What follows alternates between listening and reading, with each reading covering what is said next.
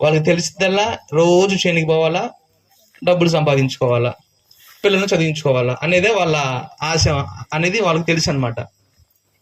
వాళ్ళు అనుకున్నట్టుగానే వాళ్ళు పొలానికి వెళ్తా ఉన్నారు, డబ్బులు తెచ్చుకుంటా ఉన్నారు, రూపాయి రూపాయి రూపాయి కూడబెడతా ఉన్నారు. కూలికి పోతే ఎంత వస్తుందండి, ఈ రోజు ఎంత ఉందో నాకు తెలియదు, కానీ మా అమ్మోళ్ళు నాకు ఊహ ఇచ్చిన తర్వాత మా అమ్మోళ్ళు కూలికి వెళ్తే ఒక 100 రూపాయలు అలా వచ్చేది అనమాట. 100 రూపాయలు, 120 రూపాయలు అలా వచ్చేది. ఇద్దరు వెళ్తే 240 రూపాయలు వచ్చేది. ఆ 240 రూపాయలు జాగ్రత్తగా దాచిపెట్టి ఇది పిల్లల చదువుకు ఉపయోగపడుతుందనో లేకపోతే కుటుంబ అవసరాలకు ఉపయోగపడుతుందని చెప్పేసి తినక, అంటే రోజు మా ఇంట్లో కూరలు ఉండవు అనమాట. ఎక్కువ కూడా జాడీలో ఉన్న పచ్చడే మా అమ్మ తీసి తాలింపు వేసేది. ఎందుకంటే ఈ రూపాయి కూడ పెడితే పిల్లల భవిష్యత్తుకి ఏమైనా ఉపయోగపడిద్దేమో, ఈ రూపాయి దాచి పెడితే పిల్లలకి ఏమైనా అవసరం ఉంటుందేమో అన్న ఉద్దేశంతో వాళ్ళు రూపాయి రూపాయి కూడ పెడతా ఉన్నారు. మరి ఎలా అలవాటైందో తెలియదు, కానీ మా నాన్నగారికి ఒక బలహీనత అలవాటైంది. ఏంటి ఆ బలహీనత అంటే పేకాట ఆడడం అలవాటైపోయింది. ఆ పేకాట ఆడడం మొదటిగా ఏదైనా ఒక వ్యసనం మనిషి జీవితంలోకి ఎలా వస్తుంది అంటే చాలా సింపుల్ గా వస్తుంది. ఇది చిన్నదే కదా అన్నట్లుగా అలవాటు అవుద్ది అనమాట.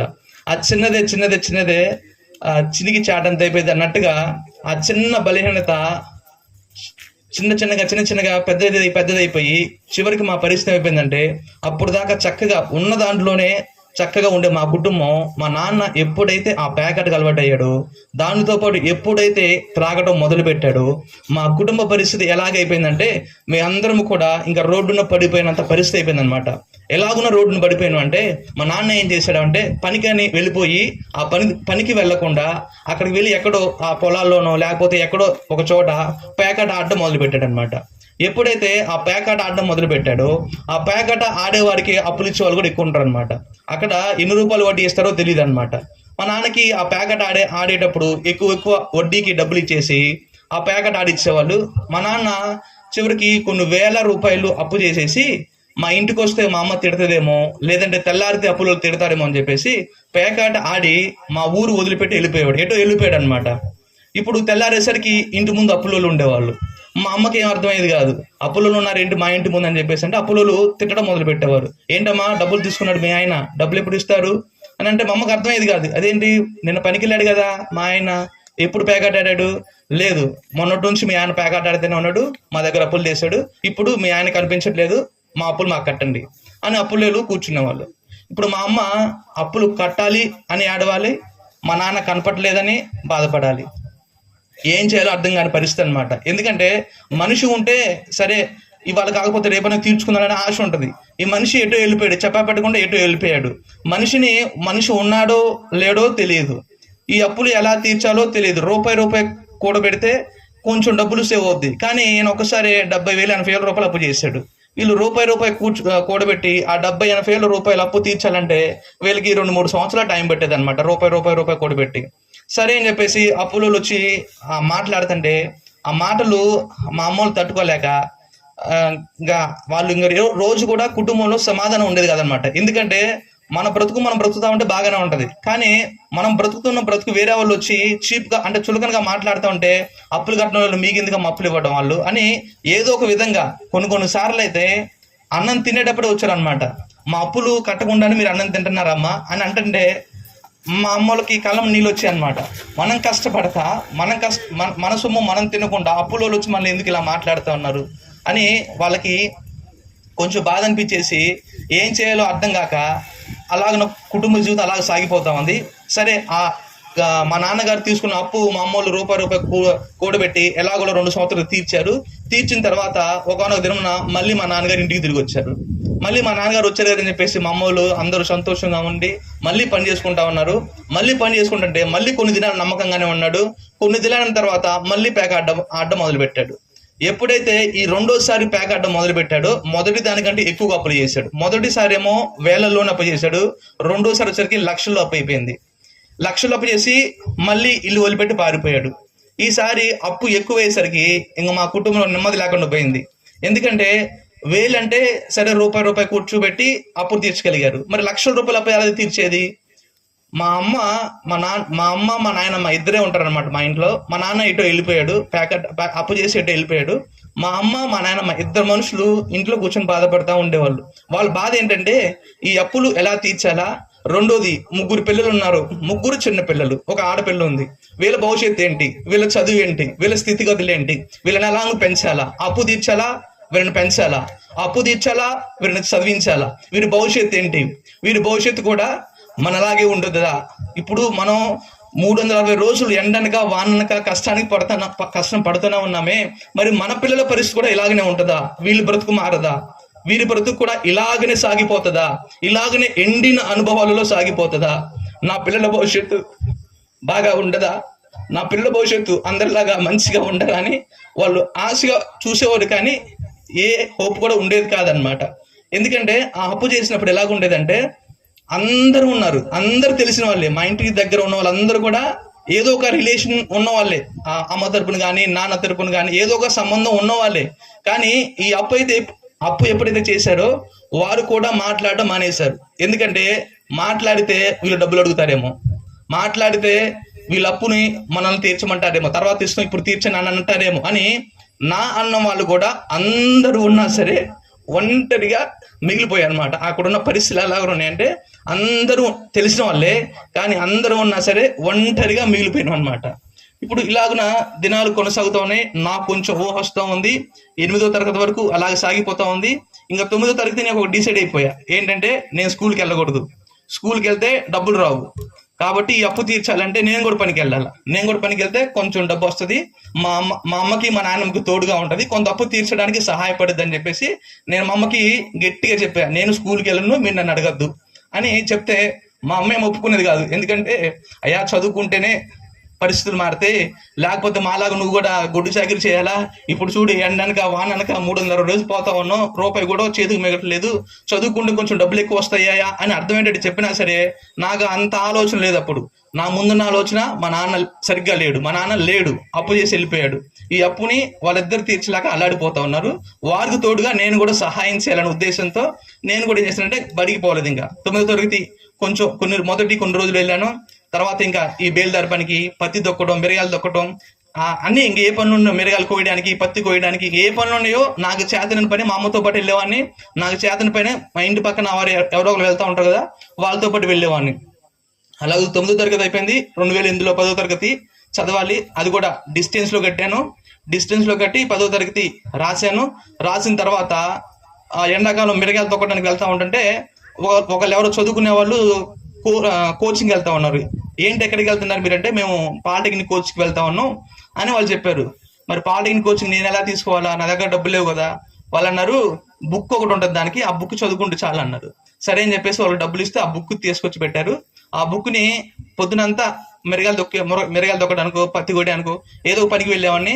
సాయంత్రం పూట ఒక డాబా ఉండేది, ఆ డాబా మీద ఇలాగా వీధి లైట్లు ఉండేవి, ఆ లైట్ల కింద కూర్చొని నాకు తెలిసింది నేను చదువుకునేవాను అనమాట. మొత్తానికి ఒక రోజు పాలిటెక్నిక్ ఎగ్జామ్ రాశాను. రాసిన తర్వాత ర్యాంక్ 5,000 చిల్లర వచ్చింది. ఆ ర్యాంకును బట్టి సికింద్రాబాద్లో ఒక కాలేజీలో సీట్ వచ్చింది. సరే అని చెప్పేసి ఆ మొదటి రోజు మా నాన్న అప్పుడు వచ్చాడు, నన్ను కాలేజీలో జాయిన్ చేయడానికి అప్పుడు వచ్చాడు. సికింద్రాబాద్ కాబట్టి ఎవరు లేరు పిల్లోడు అని చెప్పేసి ఒక ట్రంక్ పెట్టుంటే ఆ ట్రంక్ పెట్ట నేనే నెత్తిని పెట్టుకొని దాంట్లో 2 జతల బట్టలు, ఏమేమి కావాలో బకెట్, అవి హాస్టల్లో ఏమేమి ఉండాలో అవి తీసుకొని సికింద్రాబాద్ వెళ్ళిపోయాను. సికింద్రాబాద్ వెళ్ళిపోయిన తర్వాత అక్కడ 3.5 సంవత్సరాలు చదవాలన్నమాట. ఆ 3.5 సంవత్సరాలు కూడా అది ఒక గవర్నమెంట్ కాలేజ్ అనమాట. ఆ గవర్నమెంట్ కాలేజీలోనే వాళ్ళే అన్నం పెడతారు, అక్కడే ఉండొచ్చు అనమాట. మన పని ఏంటంటే చదువుకోవడం అనమాట. అయితే కాలేజ్ ఫీజు మాత్రం 3,500 ఉండేది, మధ్య మధ్యలో ఎగ్జామ్ ఫీజు అని ఇలా ఉండే అనమాట. అయితే మా అమ్మోళ్ళు నెలకి ఎంతో కొంత పంపించేవాళ్ళు. దాంతో పాటుగా నేను కూడా ఖాళీ ఉండకుండా ప్రతి శనివారం మధ్యాహ్నం, ఆదివారం సెలవు ఉండేది మాకు. అప్పుడు మేము సికింద్రాబాద్ కాబట్టి అక్కడ పెళ్లిళ్ళు ఫంక్షన్లు ఎక్కువ ఉంటాయి కాబట్టి అక్కడ క్యాటరింగ్కి వెళ్ళేవాడిని. క్యాటరింగ్కి వెళ్ళి వచ్చిన డబ్బులతో నేను కూడా కొంచెం దాబెట్టుకొని ఎగ్జామ్ ఫీజుకో లేకపోతే కాలేజ్ ఫీజుకో దేనికో దానికి ఉపయోగపడతాయని అలా క్యాటరింగ్కి వెళ్ళి నేను కొంచెం డబ్బులు సంపాదించుకున్నాను, మా అమ్మోళ్ళు కొంచెం డబ్బులు పంపించేవాళ్ళు. ఇలా మొత్తానికి 3.5 సంవత్సరాలలో 3 సంవత్సరాలు అలాగ జీవితం సాగిపోయింది. ఎందుకంటే అక్కడే హాస్టల్ ఉంది, అక్కడే ఉండొచ్చు అనమాట. ఈ 3 సంవత్సరాల తర్వాత కాలేజ్ వాళ్ళు ఏం చేశారంటే, మీరు ఇంకా హాస్టల్ నుంచి బయటకు వెళ్ళిపోవాలండి, మీ హాఫ్ ఇయర్ ఉంది కదా, హాఫ్ ఇయర్ మీరు ప్రాజెక్ట్ వర్క్ చేయాలా, అది మీరు బయట కంపెనీలో చేసుకుంటారు లేకపోతే ఎక్కడ చేసుకుంటారు మీ ఇష్టం, ఈ 6 నెలలు మాత్రం మీకు హాస్టల్ ఇవ్వబడదు, మీరు బయటికి వెళ్ళిపోవాలని చెప్పేసి ఆ కాలేజీలో ఫైనల్ ఇయర్ బ్యాచ్ మొత్తాన్ని బయటకు పంపించేశారు. అందరూ వెళ్ళిపోయారు, కానీ నేను మాత్రం వెళ్ళడానికి ఇష్టంగా లేను. ఎందుకంటే సికింద్రాబాద్ లాంటి మహాపట్టణాలలో 1 నెలకి గడపాలి అంటే కనీసం ఇంటి అద్దె, తిండి ఖర్చు చూసుకుంటే తక్కువ వేసుకున్న 3,000 రూపాయలు కావాలా. కానీ నాకున్న పరిస్థితి ఏంటంటే ఆ నెలకి ఆ 3,000 రూపాయలు కూడా నేను కట్టలేని పరిస్థితి అనమాట. ఆ 3,000 రూపాయలు కూడా కట్టలేక ఒక గ్రౌండ్లో ఒంటరిగా కూర్చొని ఏడుస్తూ కూర్చున్నా. అంటే నా భవిష్యత్తు ఏంటో అర్థం కావట్లేదు. నెలకి 3,000 కావాలా, నా దగ్గర లేవు. మరి నేను ప్రాజెక్ట్ వరకు 6 నెలలు చేయాలా, ఆ 6 నెలలు చేస్తేనే నా సర్టిఫికేట్ నా చేతికి వస్తుంది. ఇప్పుడు ఎలా, నేనేం చేయాలా, మమ్మల్ని ఆ డబ్బులు అడగలేను. అలాగని మరి ఇప్పుడు ఎక్కడ ఉండాలో అర్థం కావట్లేదు అని గ్రౌండ్లో దిగాలుగా కూర్చుంటే ఒక వ్యక్తి వచ్చి ఎందుకు నువ్వు అలా ఉన్నావు అంటే, ఇది నా పరిస్థితి, నాకు ఒక షెల్టర్ కావాలా, నేను ఉండడానికి ఒక నీడ కావాలా, నా ప్రాజెక్ట్ వర్క్ 6 మంత్స్ ఉంది, ఆ 6 మంత్స్ అయిపోతే నా డిప్లొమా సర్టిఫికేట్ నాకు వస్తుంది, అప్పుడు నేను ఏదైనా ఉద్యోగ ప్రయత్నం చేసుకుంటాను అంటే, మరి ఆయనకి ఏ ఉద్దేశంతో నన్ను రమ్మన్నాడో తెలియదు కానీ మొత్తానికి ఆయన సరే నువ్వు మా ఇంట్లో ఉండు, మా ఇల్లు పెద్దదే అని చెప్పేసి అన్నాడు. నాకు కూడా సంతోషం అనిపించి అమ్మాయి నా పని ఈజీగా ఉందని చెప్పేసి నేను వెంటనే వాళ్ళ ఇంటికి వెళ్ళిపోయాను. వాళ్ళు ఎవరంటే బ్రాహ్మిన్స్ అనమాట వాళ్ళు. సరే అని చెప్పేసి నేను వాళ్ళ ఇంటికి వెళ్ళిపోయాను. వాళ్ళు ఏ ఉద్దేశంతో వాళ్ళ ఇంటికి రమ్మన్నారంటే, వాళ్ళ ఇంట్లో పని మనిషి లేడనమాట, వాళ్ళ ఇంట్లో కాపలాదారుడు లేడనమాట. వాళ్ళ ఉద్దేశం ఏంటంటే వీడు కాపలా వాడిగా ఉపయోగపడతాడని వాళ్ళ ఉద్దేశం అనమాట. నా ఉద్దేశం ఏంటి, అక్కడ ఉంటే నాకు అద్దె కట్టే పని ఉండదు, మిగతా నా ప్రాజెక్ట్ వరకు నేను సొంతగా చేసుకోవచ్చనే ఉద్దేశంతో నేను వెళ్ళిపోయాను. వెళ్ళిన తర్వాత కరెక్ట్గా వాళ్ళ ఇంట్లో 4 నెలలు ఉన్నట్లున్నాను, ఎగ్జాక్ట్గా 4 నెలలు.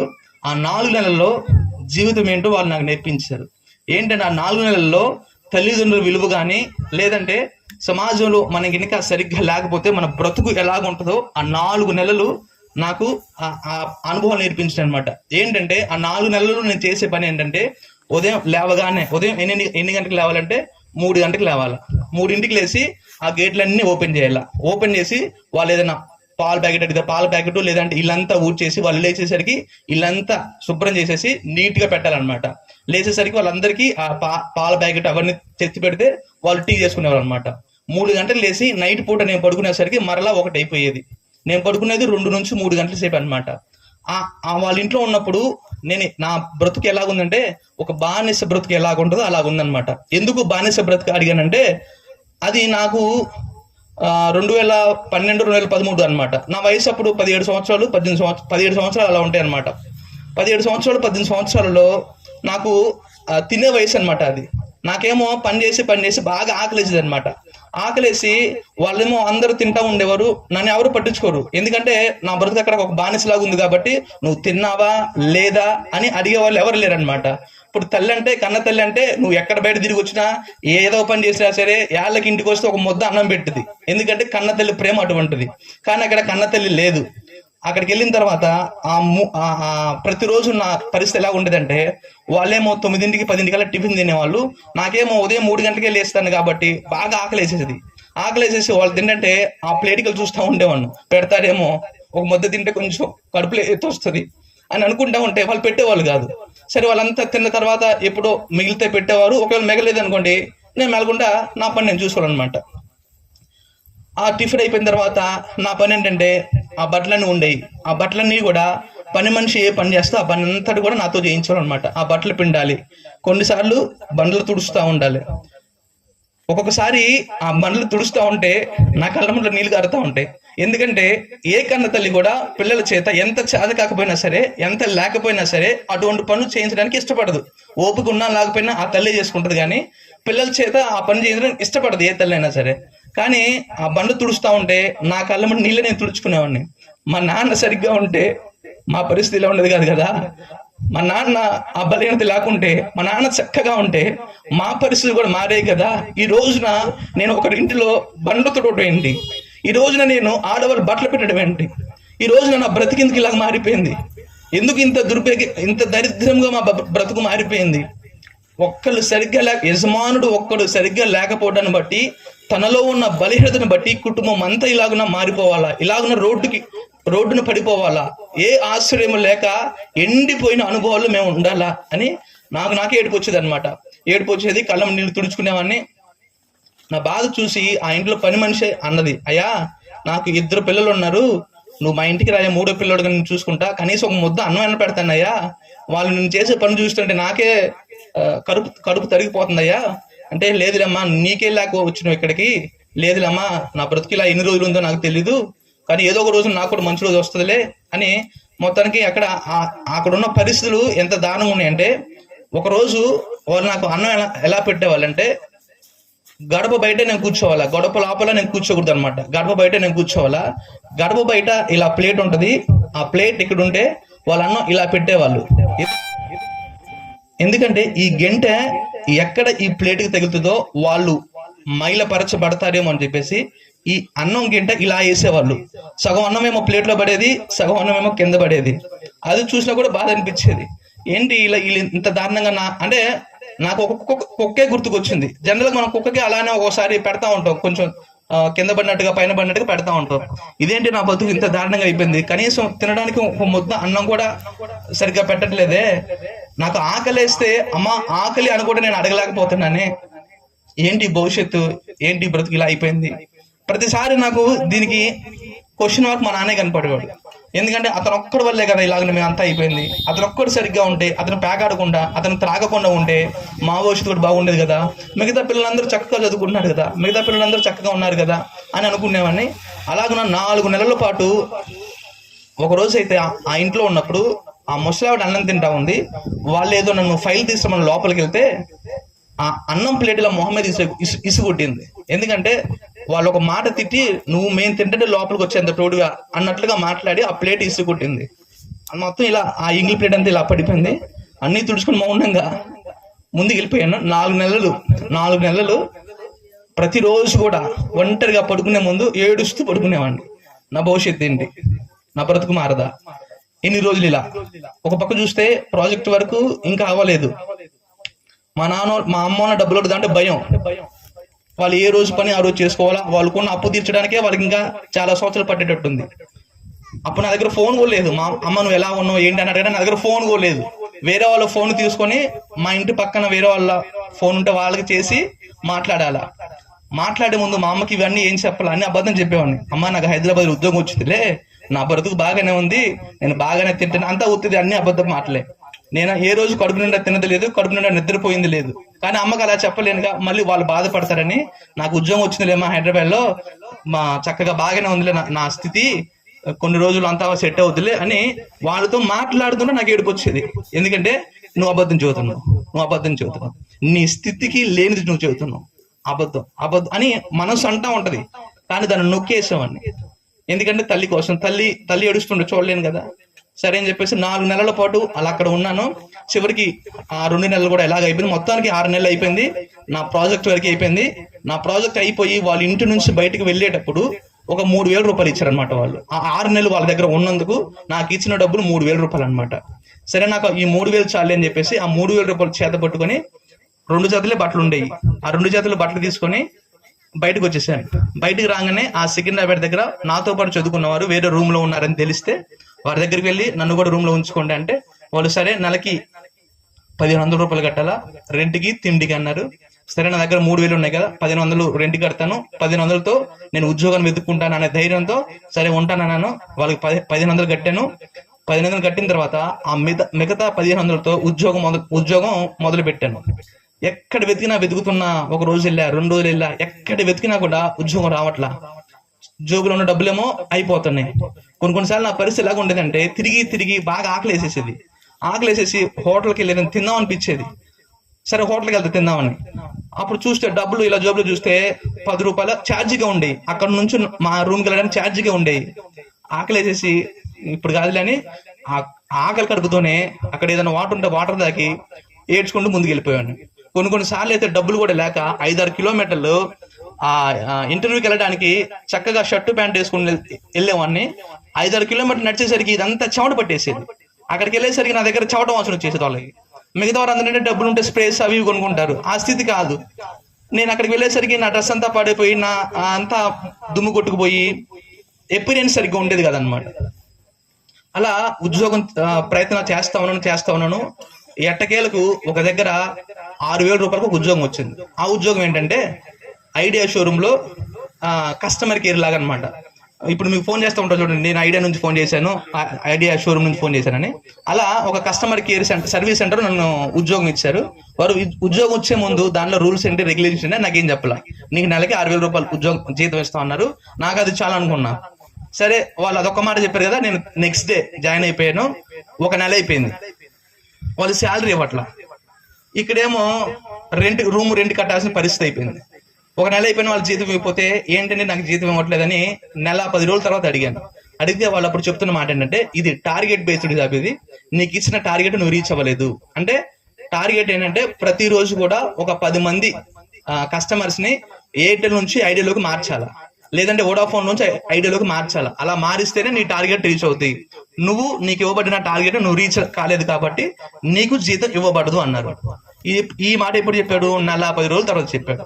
అప్పటికేంటి, నేను ఈ జీతం వస్తుంది, రూమ్ రెంట్ కట్టచ్చు అని ఆశతో నేను ఉన్నా.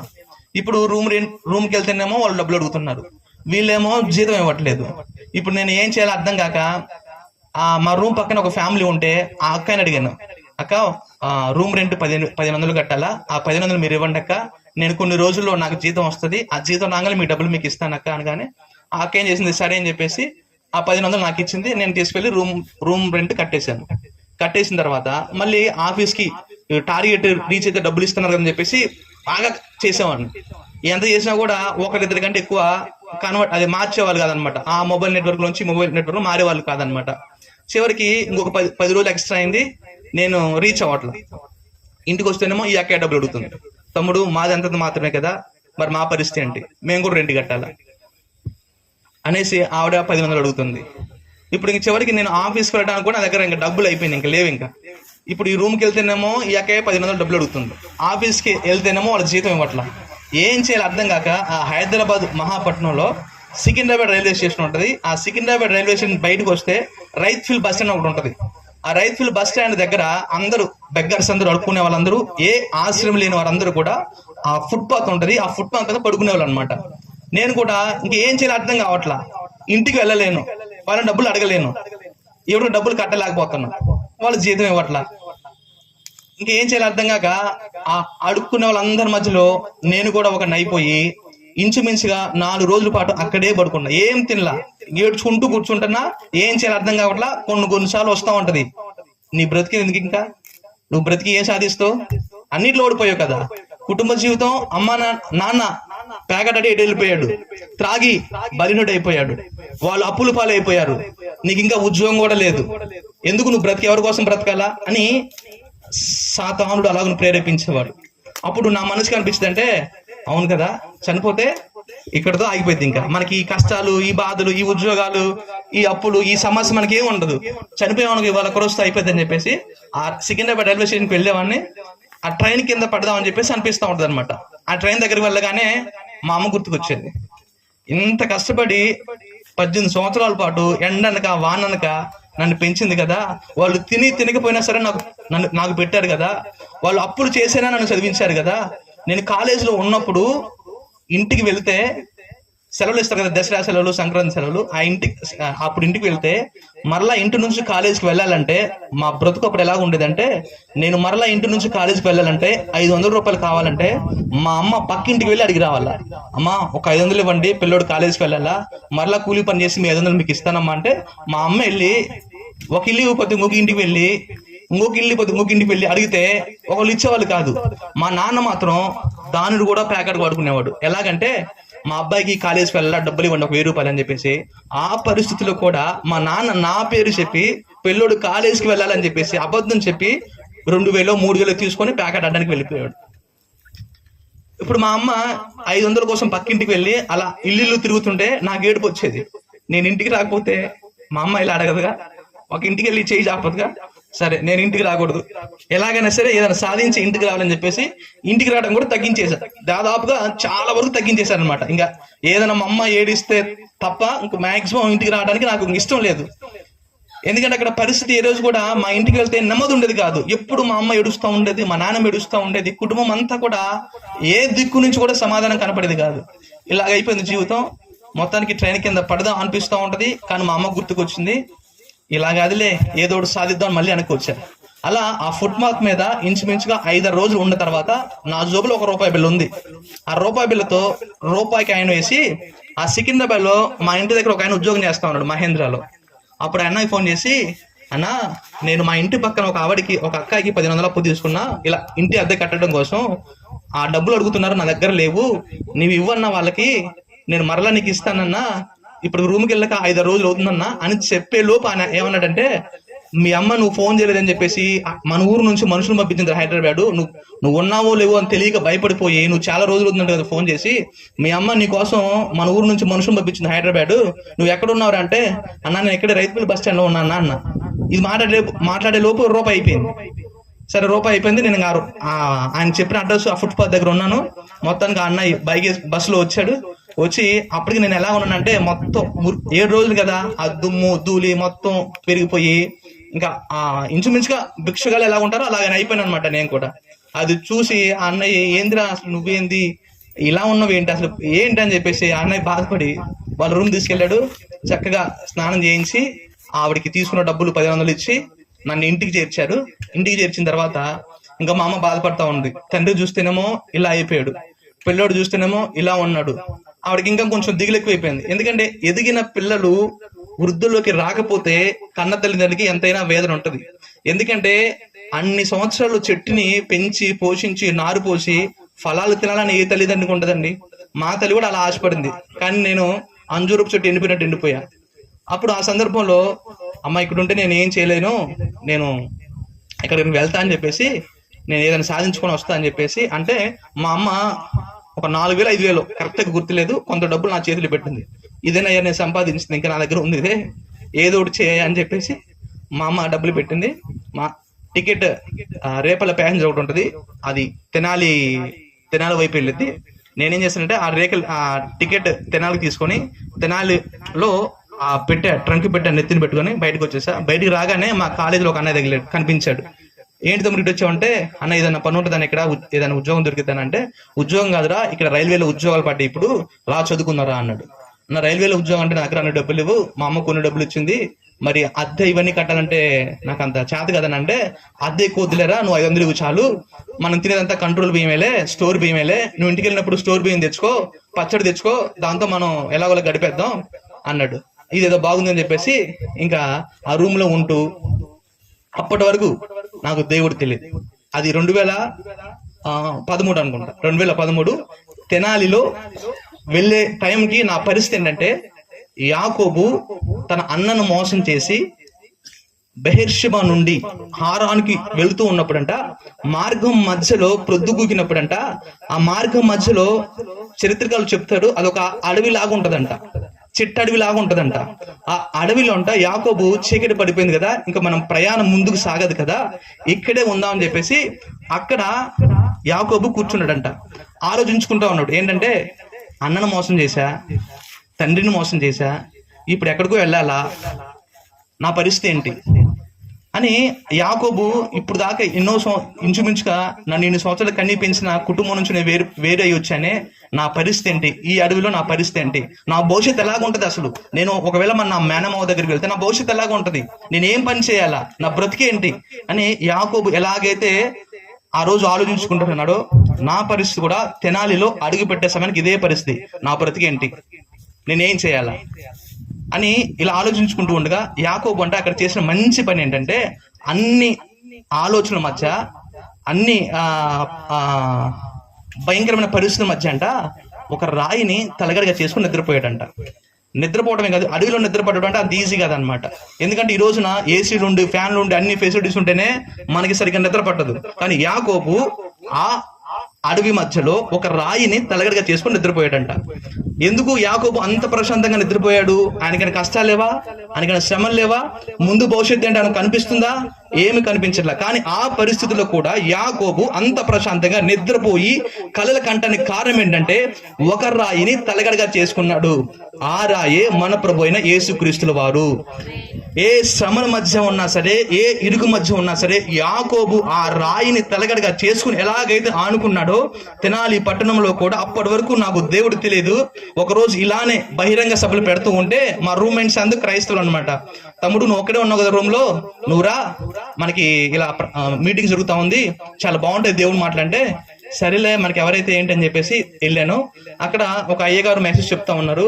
ఆ మెసేజ్ వింటూ ఉన్నప్పుడు నా హృదయం అప్పటిదాకా కూడా ఒక భయంకరమైన వేదన ఉండేది. ఏంటి నా పరిస్థితి ఏంటి, నా బ్రతికి ఏంటి, నా కుటుంబ పరిస్థితి ఏంటి, అన్ని క్వశ్చన్లే కనపడేది, ఆన్సర్ ఏది కనపడేది కాదు.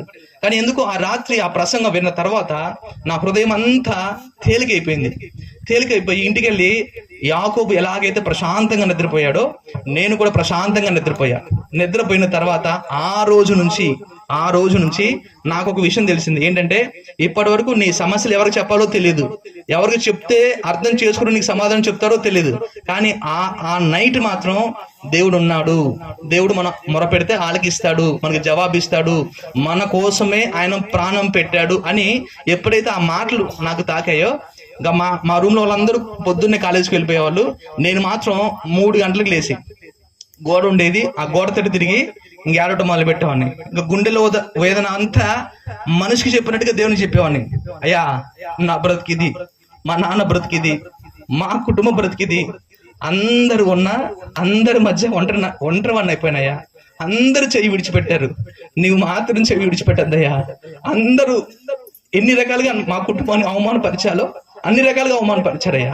మా స్థితి ఏమీ బాగాలేదు, నువ్వు జ్ఞాపకం చేసుకుంటావా యేసయ్యా, మా పరిస్థితి మార్చుకుంటావా యేసయ్యా, మా తలరాతను మారుస్తావా యేసయ్యా అని దేవుని దగ్గర ఏడవడం మొదలుపెట్టా. నాకు ప్రార్థన అంటే ఎక్కువ ఏడ్పే వస్తుంది. ఏడవడం మొదలుపెట్టా. నేను ఎప్పుడైతే గోడ తట్టు తిరిగి ఆకాశం వైపు చేతులు చాచి ప్రార్థించడం మొదలు పెట్టానో ఆ రోజు నుంచి అండి మా పరిస్థితులన్నిటిని దేవుడు మార్చేశాడు. ఎంతగా మార్చేశాడంటే ఒక్కొక్కటిగా నేను కూడా ఊహించలేదన్నమాట.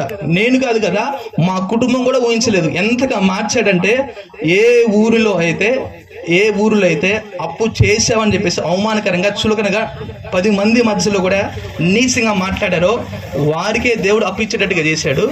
అది లోక సంబంధంగా మా ఇంటిని చూసి ఎగతాళి చేసేవారు, భయంకరంగా అవమానపరిచేవారు, మంచి ఇల్లు కట్టుకోవడానికి సహాయం చేశాడు.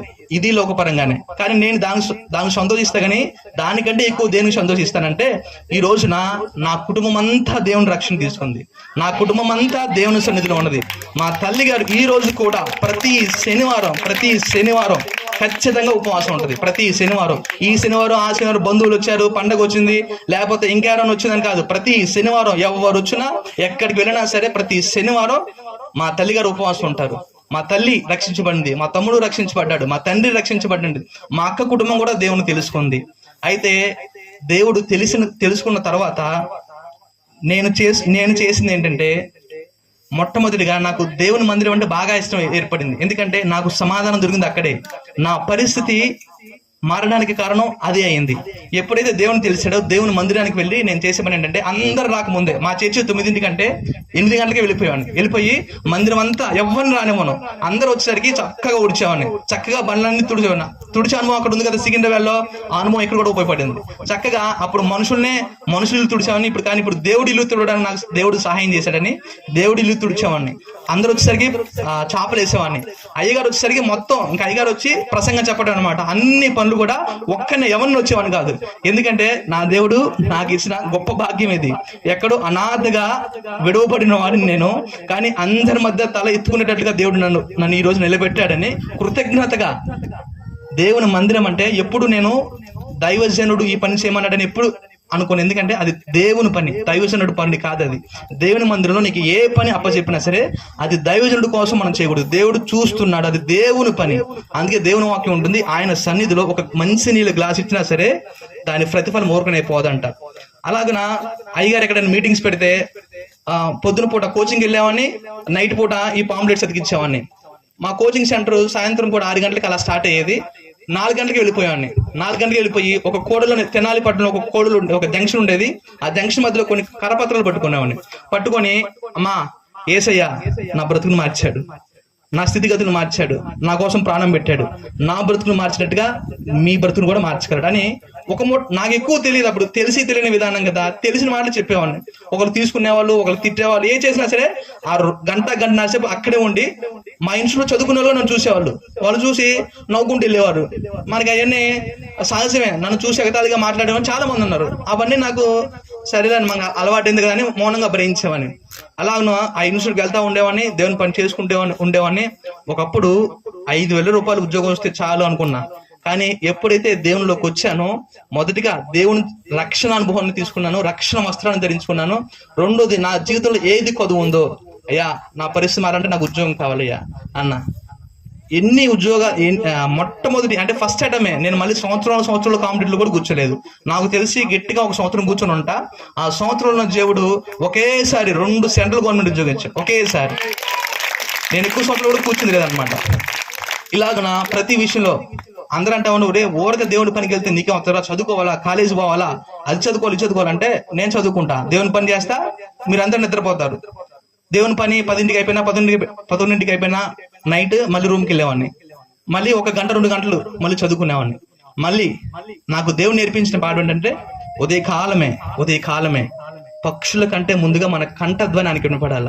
ఎందుకంటే 3 గంటల సమయంలో అందరు ఊరంతా దేశమంతా నిద్రపోతా ఉంటుందంట.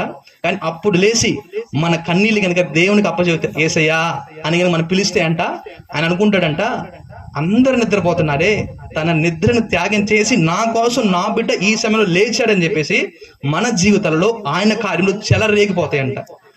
మన జీవితాలలో ఆయన కార్యములు అనుభవించడం మనం చూస్తాం అన్నమాట. కాబట్టి ఇటువంటి బ్రతుకు అనమాట నాది. అన్ని విషయాల్లో ఓడిపోయిన వాడిని, అన్ని విషయాల్లో అవమానపరచబడ్డ వాడిని.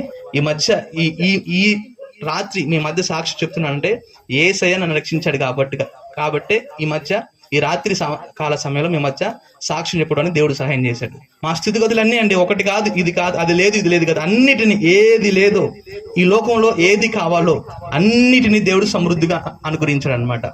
కాబట్టి నా సాక్ష్యాన్ని బట్టి మీలో ఎవరైనా సరే ఇలా మీ పరిస్థితులు కూడా ఉండొచ్చు మేబీ, కానీ ఆ పరిస్థితులన్నింటినీ మార్చే దేవుడు ఉన్నాడు. కాబట్టి ఈ సభలు వాళ్ళ దగ్గర డబ్బులు పెట్టలేదు, అయ్యగారి దగ్గర ఎవరైనా బ్రతుకులు మారుతాయేమో, ఎవరైనా కుటుంబ బ్రతుకులు మారుతాయేమో, రక్షించబడతారేమో, వారి స్థితిగతులు కూడా మారుతాయని ఆశతోనే పెట్టారనమాట. కాబట్టి దేవుడు నా బ్రతుకులు మార్చినట్టుగా మీ అందరి జీవితాన్ని కూడా మార్చుదును గాక. దేవుడు చిన్న సాక్ష్యం దీవించాడు. సాక్ష్యం ద్వారా దేవుని నామమునకు మహిమ కలుగును గాక. చక్కటి సాక్ష్యం అందించిన సహోదరులకి దేవుని పేరట హృదయపూర్వకమైన వందనాలు. అందరం లేచి నిలబడదాం. కొద్ది నిమిషాలు ప్రభు సన్నిధిలో నిలబడగలిగిన వారందరూ లేచి నిలబడి ప్రభు సన్నిధిలో కొద్ది నిమిషాలు అందరం హల్లెలూయా హల్లెలూయా